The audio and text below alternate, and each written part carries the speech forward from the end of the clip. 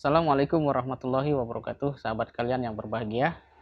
Kita harus terus berusaha untuk menjadi orang yang memiliki pikiran yang jernih, dan karena itu kita akan memiliki sebuah semangat untuk berkarya secara nyata dalam kehidupan ini.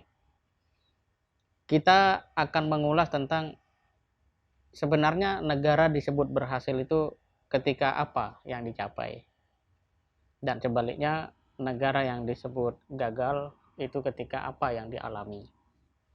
Secara garis besar tentu semua orang punya pengertian yang sama dan tidak akan terjadi perbedaan pendapat yang cukup tajam kalau kita berbicara tentang negara yang gagal. Tetapi pada kesempatan ini kita akan coba melihat sebenarnya bagaimana harusnya negara ini menjadi negara yang berhasil, negara yang sukses.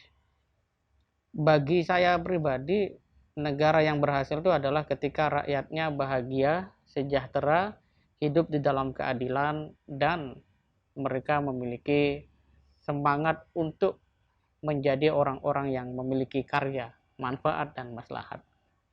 Ketika bangsa Indonesia, rakyatnya itu ke sekolah tidak bayar, ya, kemudian dari waktu ke waktu budaya literasinya meningkat, termasuk indeks prestasi pendidikan di tanah air juga, ya kalau pakai bahasa presiden itu meroket, ya, walaupun meroket ya namanya roket, dia diterbangkan untuk jatuh dan meledak begitu ya, tapi meningkat ya, maka negara kita akan mencapai satu keberhasilan.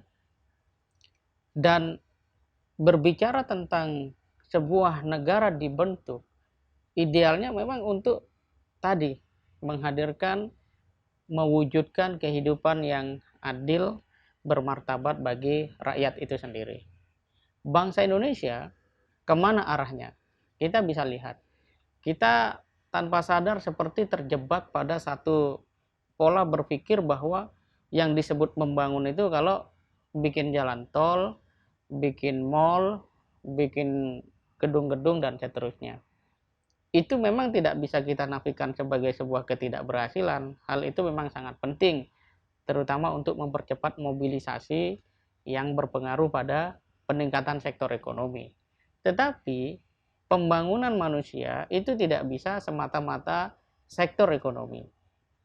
Manusia itu sendiri adalah sebuah makhluk hidup yang memiliki dimensi spiritual, intelektual, dan juga emosional.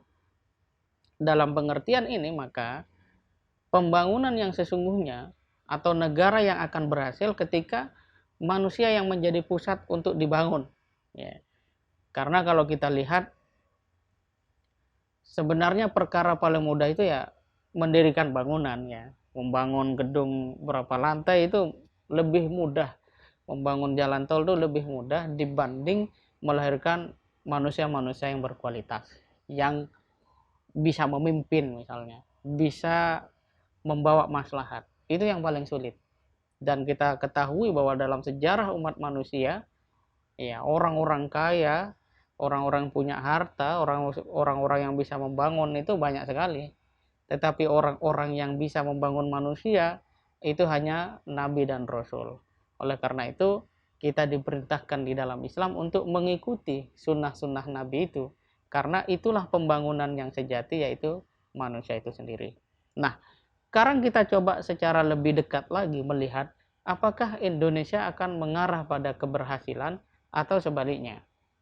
Kalau kita lihat bahwa pembangunan yang ditekankan hanya pada sektor ekonomi, maka kita sama-sama ketahui bahwa hari ini data-data terbaru menunjukkan ekonomi sedang lesu, dan ya seruan untuk banyak karyawan di perusahaan-perusahaan maskapai penerbangan seperti Garuda, Sriwijaya itu dipersilakan untuk pensiun dini atau mengundurkan diri. Ini menandakan bahwa apa yang dibangun selama ini ternyata tidak berkorelasi secara kuat dan langsung terhadap penyerapan tenaga kerja, malah yang bekerja harus mengundurkan diri. Nah, ini salah satu cara kita untuk melihat lebih dekat. Yang kedua, bahwa kemudian dengan sistem pemilu, politik, atau demokrasi yang berlangsung, itu tidak menjadikan moral bangsa ini menjadi lebih baik. Yang ada malah semakin memburuk, di mana kemudian kasus-kasus korupsi dan upaya-upaya untuk kemudian menggelapkan sesuatu yang terang itu justru semakin dilakukan secara terbuka. Jadi kita mengalami satu masalah pembangunan pikiran yang sangat berat seperti itu. Nah, yang ketiga, pada saat sektor ekonomi digenjot dengan sedemikian rupa, sampai kemudian mudik kemarin yang Indonesia dilarang mudik, tetapi negara asing bisa datang ke Indonesia, ya, ini menunjukkan satu titik penekanan yang tidak komprehensif, ya. Semestinya kalau bangsa ini mau berhasil ke depan, itu semua sektor idealnya dijalankan, setidak-tidaknya sektor pendidikan. Tetapi hari ini kita lihat, ya, ya wajah pendidikan tanah air terutama ketika dihantam oleh pandemi itu luar biasa.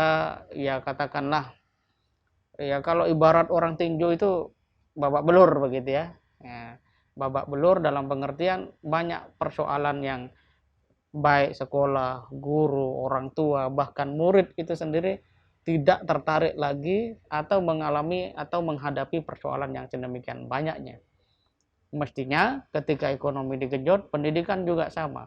Mulai dari kurikulum, ya, apresiasi dan penghormatan kepada guru sebagai pahlawan tanda jasa juga harus ditingkatkan dan seterusnya. Nah, kalau kemudian ini tidak terjadi, maka bangsa ini akan menuju pada ketidakberhasilan. Dan apakah kemudian kita masih punya waktu untuk memperbaiki? Saya yakin setiap ada sebuah persoalan, ada problem, bahkan krisis sekalipun, ada celah untuk kita bisa menemukan jalan keluar. Tentu saja, satu cara yang terpenting adalah kita bangun diri kita sebagai manusia untuk menjadi orang yang memiliki kesadaran moral, tanggung jawab, dan juga memiliki visi ke depan. Karena itulah satu-satunya cara paling minimal yang bisa dilakukan oleh kita sebagai warga negara, di samping usaha-usaha untuk terus memberikan suara-suara yang positif, suara-suara yang konkret, yang pada saatnya itu akan memberikan nilai, pengaruh, dan kontribusi besar. Walaupun mungkin hari ini tidak banyak yang memperhatikan, tetapi bagaimanapun sebuah emas tetaplah emas. Maka generasi muda bangsa tetaplah berpikir secara positif, lakukan hal terbaik yang mungkin untuk dilakukan, sembari kita berusaha menempa diri kita menjadi pemimpin yang sesungguhnya, pemimpin yang mengerti apa tanggung jawabnya, pemimpin yang dapat, ya, mengarahkan bangsa ini pada keberhasilan, yaitu dengan melahirkan manusia-manusia Indonesia yang berkualitas. Kalau dalam bahasa B.J. Habibie, beriman dan bertakwa, kemudian menguasai ilmu pengetahuan dan teknologi. Semoga renungan ini memberikan manfaat dan optimisme kepada kita semua, serta kesadaran bahwa ada kewajiban bagi kita untuk melangkah, walaupun seminimal sebatas pada diri sendiri dan keluarga serta lingkungan di mana kita berada. Semoga bermanfaat. Assalamualaikum warahmatullahi wabarakatuh.